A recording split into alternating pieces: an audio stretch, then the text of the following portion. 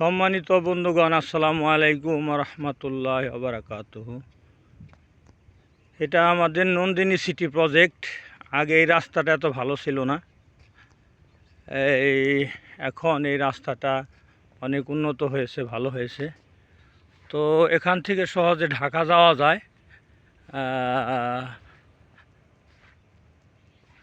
আমরা অতি সহজেই আমাদের এখান থেকে প্রায় 9-10 কিলো ঢাকা সিটি।